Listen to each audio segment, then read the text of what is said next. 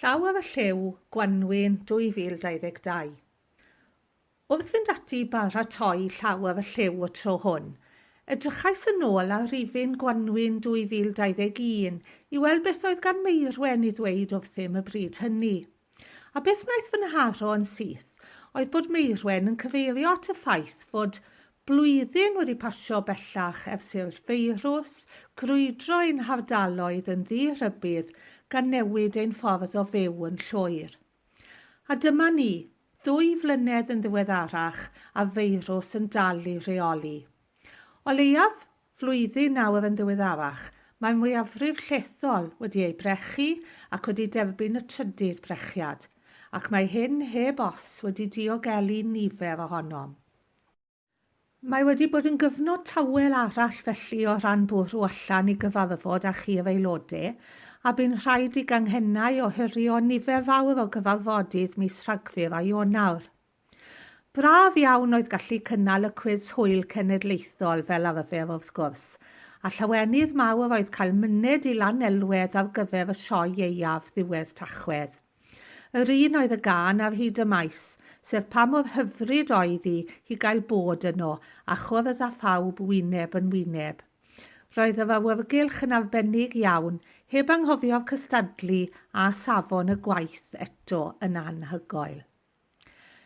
Bellach, mae'r GWANWYN wedi cyrraedd a mor braf yw gweld y tir yn deffro a bywyd newydd yn ymddangos o'n cwmpas.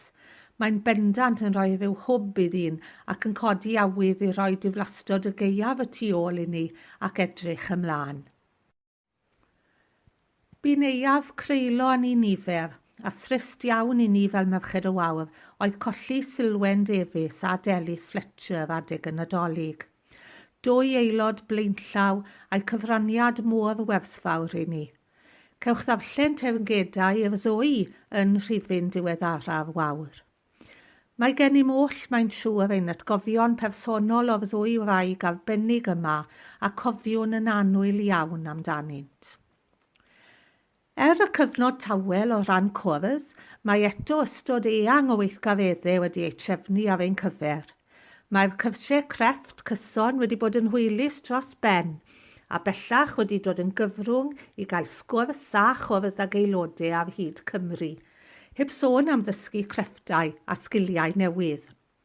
Dyw pawb ohonom, ac rwy'n cyfeirio ataf y hun yn bennaf, ddim yn cael llawer o hwyl ar y creu, ond mae'r sgwrsio a'r cymdeithasu yn foddion pur.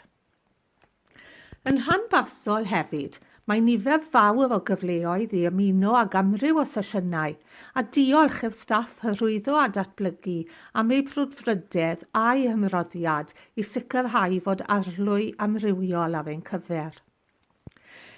Un o'r datblygiadau mwyaf cyffroes i ni fel mudiad mor belled eleni yw lawnsio ein gwefan newydd. Erbyn nawr mi ddylai pawb ohonom fod wedi cael y cyfle i bori trwyddo a chyfarwyddo ag ef.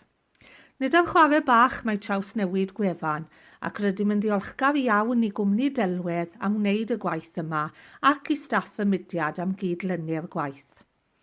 Mae'n siŵr y bydd o fydd mawr i ni fel aelodau, bydd modd troi at y wefan am y wybodaeth ddiweddara, hel atgofion a dod o hyd i hanesion Kent, ac hyd yn oed ymaelodi a siopa. Mae llawer mwy wrth gwrs, ond cewch chithau fynd i chwilota. Wedi'r cyfan, mae gan llawer ohonom fwy o sgiliau cyfrifiadurol nawr nag eriod. Ond rhan ni fel cenedl, mae eleni wrth gwrs yn flwyddyn enfawr i'r eredd. Llongyfarchwn yr eredd ar gyrraedd y garreg filltir hon a dathlu 100 mlynedd o wasanaeth i ieuenctid Cymru. Mae gan bawb ohonom atgofion lu heb os, gyda'r eredd wedi bod yn rhan mor bwysig o fywydau cymaint ohonom. Allai ddim dychmygu sut y byddai bywyd wedi bod i ni fel teulu heb yr eredd.